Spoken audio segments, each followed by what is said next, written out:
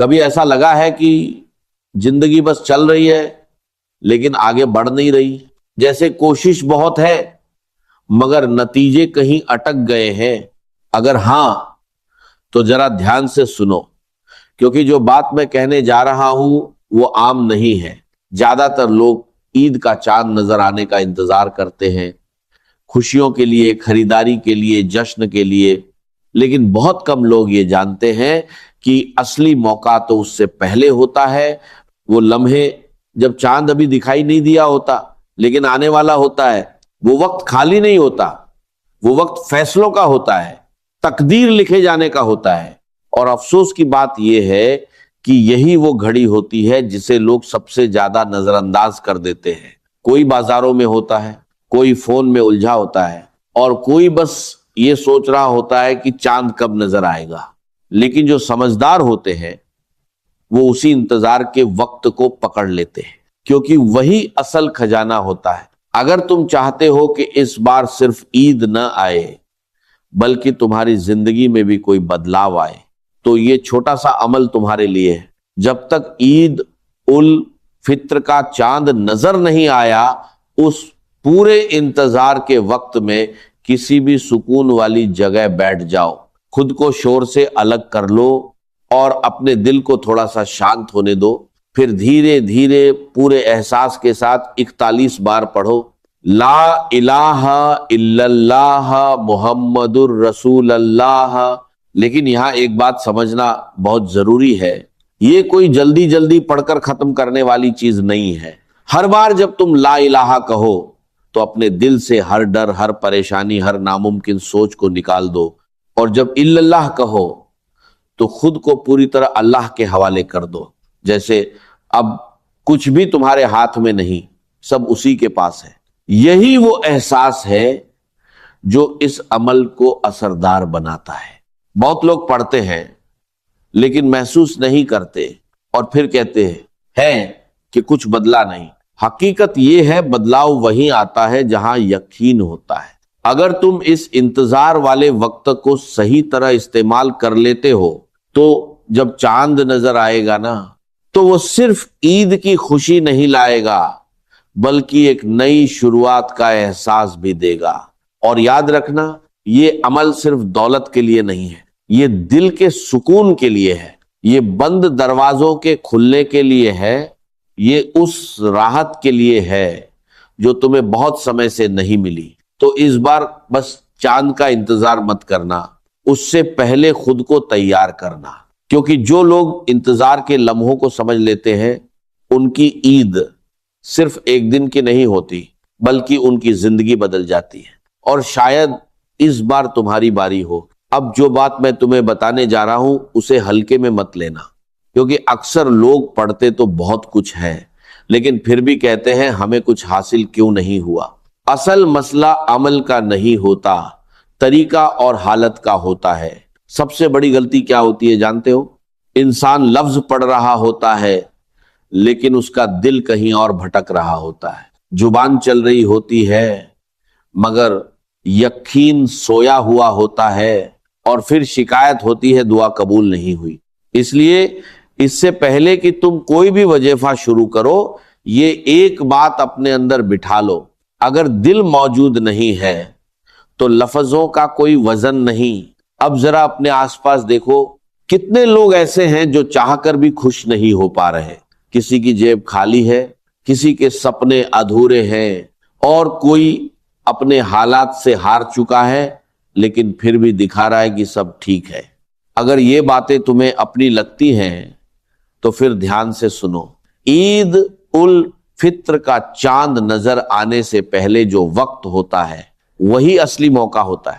یہی وہ لمحے ہوتے ہیں جب انسان اگر صحیح طریقے سے اپنے رب کی طرف مڑ جائے تو بند راستے بھی کھلنے لگتے ہیں۔ طریقہ بہت سیدھا ہے لیکن اثر گہرا ہے۔ تم نے کرنا یہ ہے کہ چاند نظر آنے سے پہلے کسی سکون والی جگہ پر بیٹھ جاؤ، کوشش کرو کہ کوئی تمہیں ڈسٹرب نہ کرے۔ پھر وضو کی حالت میں پورے دھیان کے ساتھ اپنے دل میں صرف ایک سب سے بڑی ضرورت رکھو، وہی جو تمہیں سب سے زیادہ پریشان کر رہی ہے۔ اب دھیرے دھیرے ٹھہر ٹھہر کر 2000 بار کلمہ پڑھو، لا الہ الا اللہ محمد الرسول اللہ۔ ہاں گنتی زیادہ ہے، لیکن سمجھ لو یہ 2000 لفظ نہیں، 2000 دستکیں۔ ہر بار جب تم یہ پڑھو گے تو ایسا سمجھو جیسے تم اپنے رب کے دروازے پر دستک دے رہے ہو۔ اور یاد رکھنا، یہ صرف پورا کرنے کا کام نہیں ہے، یہ محسوس کرنے کا سفر ہے۔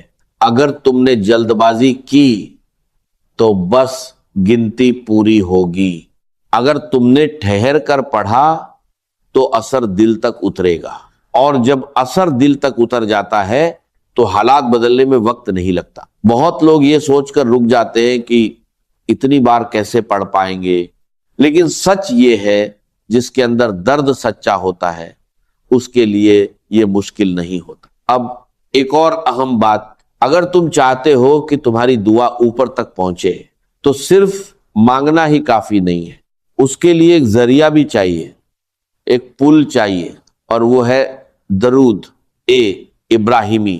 یہ وہ عمل ہے جو ہر دعا کو طاقت دیتا ہے۔ جب تم اپنے نبی صلی اللہ علیہ وسلم پر درود بھیجتے ہو تو وہ دعا اکیلی نہیں جاتی، اس کے ساتھ رحمت بھی جاتی ہے۔ اس لیے اپنے اس عمل کے ساتھ درود ابراہیمی کو بھی شامل کرو۔ شروعات میں کچھ بار پڑھو، بیچ میں بھی پڑھتے رہو، اور آخر میں بھی۔ لیکن یہاں بھی وہی بات لاگو ہوتی ہے، اگر دل کہیں اور ہے تو اثر کم ہوگا۔ اگر محبت کے ساتھ پڑھو گے تو دروازے کھلیں گے۔ کبھی سوچا ہے جب تمہارا نام لیا جائے گا اور تمہاری طرف سے درود پیش ہوگا تو فرشتے کیا گواہی دیں گے؟ اسی لیے اس موقع کو ہلکے میں مت لو، یہ صرف ایک رات کی تیاری نہیں ہے، یہ تمہاری زندگی کے اگلے موڑ کی تیاری ہے۔ تو اس بار صرف انتظار مت کرنا کہ چاند کب نظر آئے گا، خود کو اس لائق بنانا کہ جب وہ لمحہ آئے تو تمہاری جھولی خالی نہ ہو، کیونکہ جو لوگ صحیح وقت کو پہچان لیتے ہیں ان کے لیے دعائیں صرف الفاظ نہیں رہتی، حقیقت بن جاتی ہیں، اور ہو سکتا ہے اس بار وہ حقیقت تمہاری ہو۔ تو اب جب تم یہاں تک پہنچ گئے ہو، ایک بات دل میں صاف کر لو، یہ سب صرف سننے کے لیے نہیں تھا، یہ کرنے کے لیے تھا، کیونکہ سچ یہی ہے، موقع ہر کسی کو ملتے ہیں لیکن انہیں پہچان کر پکڑنے والے بہت کم ہوتے ہیں۔ آج بھی بہت سے لوگ ہوں گے جو اندر سے ٹوٹے ہوئے ہیں لیکن کسی کو بتا نہیں پا رہے۔ کسی کے سر پر قرض کا بوجھ ہے، کسی کے گھر میں بیماری نے سکون چھین لیا ہے، اور کوئی اپنی ادھوری خواہشوں کو چھپا کر بس وقت گزار رہا ہے۔ اگر تم بھی ان لوگوں میں سے ہو تو اپنے دل کو مایوس مت ہونے دو، کیونکہ جب انسان خود سے ہار مان لیتا ہے تب بھی ایک دروازہ کھلا رہتا ہے، اور وہ ہے اپنے رب کا۔ اور جب تم درود ابراہیمی پڑھتے ہو تو یہ صرف الفاظ نہیں ہوتے، یہ ایک رشتہ ہوتا ہے جس کے ذریعے تمہاری بات سیدھے اس مقام تک پہنچتی ہے جہاں سے فیصلے بدلتے ہیں۔ اب اگر تم سچ میں چاہتے ہو کہ تمہارے حالات بدلے، دل ہلکا ہو اور تمہاری دعا خالی واپس نہ آئے، تو پھر آدھے ادھورے من سے نہیں، پورے یقین کے ساتھ آگے بڑھو۔ طریقہ بہت صاف ہے اور اثر تمہارے اخلاص پر ہے۔ چاہے تم عید الفطر کا چاند نظر آنے سے پہلے یہ عمل کرو یا اس کے بعد نماز تک کے وقت میں، بس ایک بات یاد رکھنا، تمہارا دل اس وقت پوری طرح موجود ہونا چاہیے۔ وضو کی حالت میں بیٹھو، رخ قبلہ کی طرف رکھو اور ایسے محسوس کرو جیسے تم اکیلے نہیں۔ اے ہو، تمہاری ہر بات سنی جا رہی ہے۔ سب سے پہلے درود ابراہیمی پڑھو، دھیرے، محبت کے ساتھ، پھر اپنے دل کو پوری طرح جھکا کر 100 بار درود ابراہیمی پڑھو۔ جلدی نہیں، گنتی کے پیچھے نہیں، احساس کے ساتھ۔ جب یہ مکمل ہو جائے تو کچھ لمحوں کے لیے خاموشی میں بیٹھو، پھر اپنے گناہوں کو یاد کرو اور سچے دل سے استغفر اللہ کہنا شروع کرو 313 بار۔ ہر بار ایسا لگے جیسے دل ہلکا ہو رہا ہے، جیسے کوئی بوجھ اتر رہا ہے۔ اور پھر آخر میں سب سے سادہ لیکن سب سے گہرا عمل، سورہ اخلاص 11 بار درود سے شروعات، फिर 41 बार कुल हु अल्लाहु अहद, और फिर 11 बार दरूद। अब अपने हाथ उठाओ और जो दिल में है वो कह दो, लफ्ज सही हो या नहीं, कोई फर्क नहीं पड़ता, सच्चाई होनी चाहिए, क्योंकि अल्लाह लफ्ज नहीं देखता, दिल देखता है। और याद रखना, अगर आज तुमने ये अमल सच्चाई से कर लिया तो हो सकता है तुम्हें फौरन कुछ नजर ना आए, लेकिन अंदर कुछ जरूर बदल जाएगा। और जब अंदर बदलता है तो बाहर बदलने में देर नहीं लगती। इसलिए इस मौके को हल्के में मत लेना, इसे अपनी जिंदगी का टर्निंग पॉइंट बना देना। क्या पता इस बार ईद सिर्फ त्योहार बनकर ना आए, बल्कि तुम्हारे लिए नई शुरुआत बन जाए। अल्लाह तुम्हारी हर नेक दुआ कबूल करे, तुम्हारे हालात आसान करे और तुम्हें वो सुकून दे जिसकी तुम्हें सबसे ज्यादा जरूरत है। आमीन।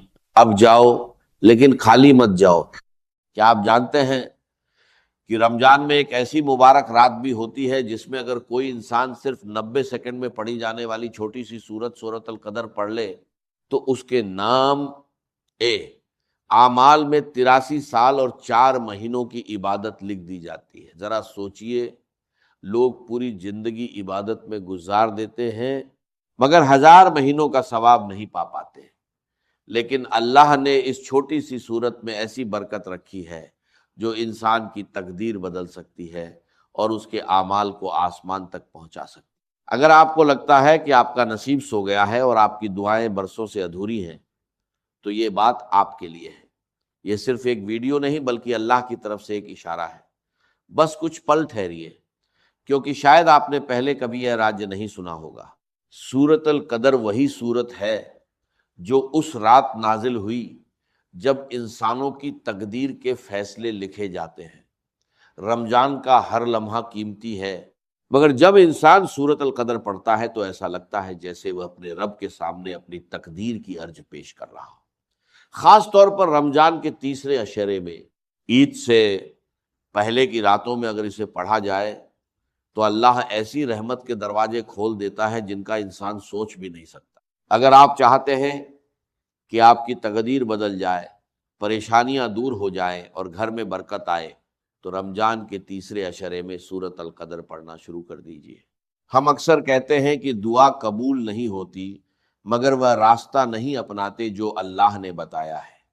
फरिश्ते उन लोगों को ढूंढते हैं जो सूरत अल कद्र पढ़ते हैं, क्योंकि यह रहमत और बरकत के लम्हे होते हैं। यह सूरत दरअसल रमज़ान का वह अजीम तोहफा है जो उम्मत ए मोहम्मदी सल्लल्लाहु अलैहि वसल्लम को दिया गया। अल्लाह फरमाता है, लैलतुल कद्र खैरुम मिन अल्फ शहर, यानी कद्र की रात 1000 महीनों से बेहतर है, जो लगभग 83 साल और 4 महीने होते हैं। इस सूरत की बरकत से गुनाह ऐसे मिट जाते हैं जैसे आग सूखी लकड़ी को जला देती है। अगर किसी को रमजान में इसे पढ़ने का मौका मिले और वह लापरवाही करे तो इससे बड़ी बदकिस्मती नहीं। रमजान के तीसरे अशरे में सूरत अल कद्र पढ़ना अल्लाह के खजानों का दरवाज़ा खटखटाने जैसा है। हदीस में आता है कि पिछली उम्मत के एक शख्स ने 1000 महीने इबादत की थी, तब अल्लाह ने सूरत अल कद्र नाजिल कर दी और बताया कि लैलतुल कद्र की एक रात की इबादत 1000 महीनों से बेहतर है। ये वही मुबारक रात है जिसमें पूरे साल के फैसले लिखे जाते हैं। हजरत जिब्राइल अलैहिस्सलाम फरिश्तों के साथ जमीन पर उतरते हैं और हर उस इंसान को सलाम करते हैं जो अल्लाह की इबादत में लगा होता है।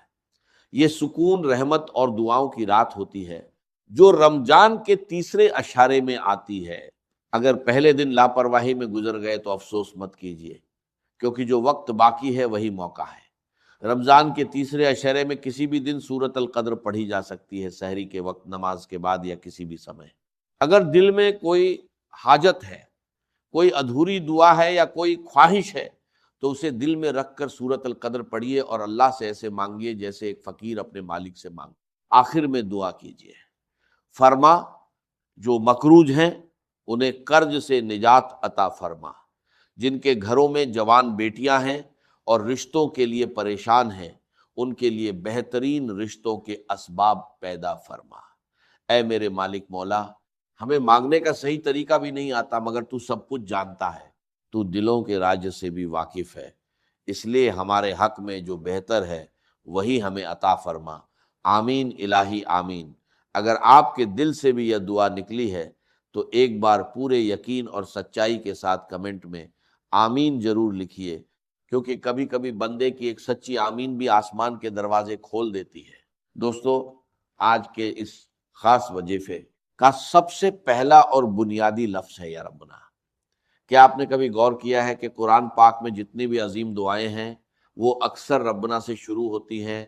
हजरत आदम अलैहिस्सलाम से लेकर नबी करीम सल्लल्लाहु अलैहि वसल्लम तक हर नबी ने मुश्किल वक्त में इसी लफ्ज का सहारा लिया। अल्लाह फरमाता है रब्बना ज़लमना अनफुसना, यानी ए हमारे रब, हमने अपनी जानों पर खुद जुल्म किया। रब का मतलब सिर्फ पैदा करने वाला नहीं होता, बल्कि वो होता है जो अपने बंदे को उंगली पकड़कर हर मुश्किल से निकालता है, उसे संभालता है, उसे पालता है और हर मोड़ पर उसकी रहनुमाई करता है। आज रमजान के तीसरे अशरे की इन बरकतों भरी घड़ियों में जब ईद से पहले की रातें करीब आ रही हैं, इंसान को सबसे पहले दुनिया के तमाम कामों को छोड़कर अपने रब को पुकारना चाहिए और कहना चाहिए या रब्बना। इसकी मिसाल बिल्कुल ऐसी है जैसे एक छोटा बच्चा बड़ी भीड़ में खो जाए। वह अपने बाप का नाम नहीं जानता, मगर दर्द से बस अब्बा अब्बा पुकारता है। उस एक पुकार में इतनी सच्चाई होती है कि बाप हजारों लोगों की भीड़ चीरकर भी अपने बच्चे तक पहुंच जाता है। हम भी गुनहगार हैं, हमारे पास बड़ी बड़ी इबादतें नहीं कोई बड़ा अमल है, मगर हमारे पास एक चीज जरूर है और वह है दिल से निकली हुई या रब्बना की पुकार। जब रमजान के इन मुबारक दिनों में कोई बंदा अपने रब को पुकारता है और कहता है ए हमारे परवरदिगार, तो अल्लाह की वह रहमत जो 70 माओं से भी ज्यादा मोहब्बत करती है, जोश में आ जाती है और फरमाती है मांग मेरे बंदे, तेरा रब तेरे सामने मौजूद है। ये लफ्ज इंसान को दुनिया के हर रिश्ते से बड़ा रिश्ता जोड़ देता है। एक रूहानी वाकया सुनिए। एक शख्स समंदर के तूफान में गिर गया, उसकी कश्ती टूट गई और वह सिर्फ एक लकड़ी के तख्ते के सहारे रह गया। उसने दुनिया के बहुत से लोगों को याद किया, मगर कोई मदद करने वाला नजर ना आया। आखिर उसके दिल से एक पुकार निकली और उसने आसमान की तरफ देखकर कहा या रब्बना, आज तेरे सिवा मेरा कोई सहारा नहीं। बुजुर्ग फरमाते हैं कि उसके ये अल्फाज अभी पूरे भी नहीं हुए थे कि समंदर की लहरों का रुख बदल गया और उसे किनारे तक पहुंचाने के लिए अल्लाह की गैबी मदद आ गई। दोस्तों, आपकी परेशानी उस तूफान से बड़ी नहीं हो सकती। अगर आप सच में रमजान के तीसरे अशरे में सूरत अल कदर की बरकतों को देखना चाहते हैं, अगर आप रमजान की रहमत, मगफिरत और बरकतों को समेटना चाहते हैं, तो सबसे पहले पूरे दिल से बार बार या रब्बना या रब्बना या रब्बना पुकारिए। अल्लाह वाले फरमाते हैं कि जैसे ही बंदा ये मुबारक लफ्ज पढ़ता है, वो अपने रब के बेहद करीब हो जाता है। उस वक्त अल्लाह फरिश्तों से पूछता है, ये कौन है जो इंसानी दुनिया में रमजान के इन कबूलियत वाले लम्हों में अपने रब को पुकार रहा है? फरिश्ते अर्ज करते हैं, ए मालिक, यह तेरा फला बंदा है जो अपनी फला हाजत और फला परेशानी लेकर तेरे दर पर बैठा है। तब अल्लाह फरमाता है, ए मेरे फरिश्तों, जाओ और जो कुछ ये मांग रहा है उसकी हर हाजत पूरी कर दो। अब इस मुबारक लफ्ज या रब्बना को आपने सिर्फ 11 बार पढ़ना है। इसके बाद दूसरा कलमा है जिसके बारे में नबी करीम सल्लल्लाहु अलैहि वसल्लम ने फरमाया कि या जल जलाल वल इकराम को मजबूती से पकड़ लो और इसे कसरत से पढ़ा करो। इसका मतलब है, ए जलाल और इकराम वाले, ए अजमत और करम के मालिक। इस नाम में अल्लाह की दो अजीम सिफात शामिल हैं। जलाल यानी उसकी ताकत, उसकी हैबत और उसकी बादशाही, और इकराम यानी उसकी सखावत, उसका देना और उसका करम। जब कोई बंदा याजल जलाल वल इकराम पढ़ता है तो वह दरअसल ये कह रहा होता है कि ए अल्लाह, तू इतना बड़ा है कि सब कुछ कर सकता है और इतना सखी है कि सब कुछ दे सकता है। रमजान के तीसरे अशरे में जब ये नाम पढ़ा जाता है तो अर्श ए इलाही से रहमत के दरवाजे खुलना शुरू हो जाते हैं। اس کی مثال ایسی ہے جیسے ایک بادشاہ اپنے تخت پر بیٹھا ہو، ایک ہاتھ میں تاج ہو جو اس کی عظمت دکھائے اور دوسرے ہاتھ میں انعامات ہو جو اس کی سخاوت دکھائے۔ جب بندہ یہ نام پڑھتا ہے تو وہ اللہ کی عظمت کو بھی یاد کرتا ہے اور اس کے کرم کو بھی پکارتا ہے۔ حدیث میں آتا ہے کہ ایک بار نبی کریم صلی اللہ علیہ وسلم نے ایک شخص کو نماز کے بعد دعا کرتے ہوئے سنا۔ وہ اپنی دعا میں یا ذا الجلال والاکرام کہہ رہا تھا۔ آپ صلی اللہ علیہ وسلم نے فرمایا تجھے مبارک ہو، تیری دعا قبول ہو گئی، اب جو مانگنا ہے مانگ لے۔ سوچئے جن کلمات پر خود حضور صلی اللہ علیہ وسلم قبولیت کی مہر لگا دیں، جب وہی کلمات آپ کی زبان پر آئیں گے تو اللہ کی رحمت کیسے نہیں برسے گی۔ بزرگوں کا کہنا ہے کہ جب ان کے سامنے ایسی مشکل آئی جس کا کوئی حل نظر نہیں آتا تھا تو انہوں نے رمضان کے ان مبارک دنوں میں اس نام کا ورد کیا اور اللہ نے ان کی مشکل ایسے دور کر دی جیسے مکھن سے بال نکال لیا جاتا ہے۔ اس لیے اگر کوئی روزگار چاہتا ہے، اگر کوئی قرض سے چھٹکارا چاہتا ہے، اگر کسی کی بیٹیوں کے رشتے نہیں ہو رہے، اگر کسی کے گھر میں بے برکتی ہے، اگر ہر کام بنتے بنتے بگڑ جاتا ہے تو اسے چاہیے کہ رمضان کے تیسرے عشرے میں اس عمل کو پورے یقین کے ساتھ کرے۔ اس عمل میں یا ربنا کے بعد یا ذا الجلال والاکرام کو ہاتھوں کی انگلیوں پر یا تسبیح کے دانوں پر 100 بار پڑھنا ہے۔ اس میں کمی بیشی بالکل نہیں کرنی، کیونکہ یہ اللہ والوں کا بتایا ہوا طریقہ ہے۔ جب انسان اپنی طرف سے بدلاؤ کرتا ہے تو وظیفے کی تاثیر کم ہو جاتی ہے۔ اس کے بعد اب اس قرآنی سورت کی طرف آنا ہے جس کا ذکر سورۃ القدر میں ہے۔ حدیث میں آتا ہے کہ جب نبی کریم صلی اللہ علیہ وسلم نے صحابہ کو پچھلی امتوں کے ایک ایسے شخص کا ذکر سنایا جس نے 1000 مہینے تک لگاتار جہاد اور عبادت کی، تو صحابہ کو فکر ہوئی کہ ہماری عمریں تو چھوٹی ہیں، ہم اتنی عبادت کیسے کر سکیں گے؟ تو اللہ نے سورۃ القدر نازل فرمائی اور بتایا کہ لیلۃ القدر خیر من الف شہر، یعنی قدر کی رات 1000 مہینوں سے بہتر ہے۔ صحابہ کرام رمضان کی ہر رات کو اسی امید میں گزارتے تھے کہ شاید انہیں وہی مبارک رات مل جائے جو ان کی پوری زندگی کو عبادت بنا دے۔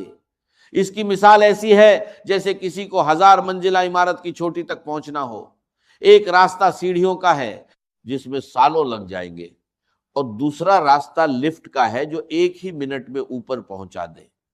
سورۃ القدر ہمارے لیے وہی روحانی لفٹ ہے جو 83 سال کی عبادت کا ثواب ایک ہی رات میں عطا کر دیتی ہے۔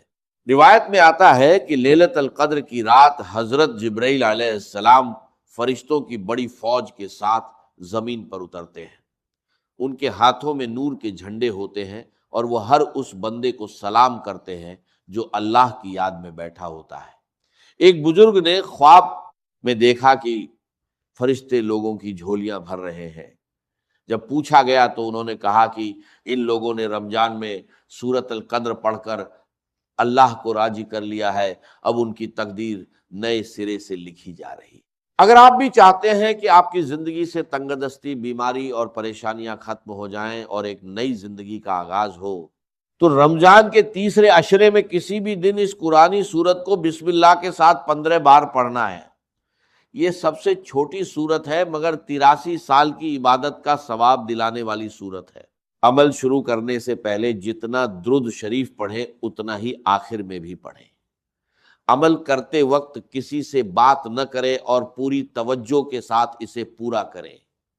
جب عمل ختم ہو جائے تو سجدے میں جا کر اپنے رب سے دعا کرے، کیونکہ سجدے کی حالت میں بندہ اپنے رب کے سب سے قریب ہوتا ہے۔ اللہ والے کہتے ہیں کہ رمضان میں کیا گیا یہ عمل معمولی نہیں بلکہ بہت بڑا روحانی عمل ہے۔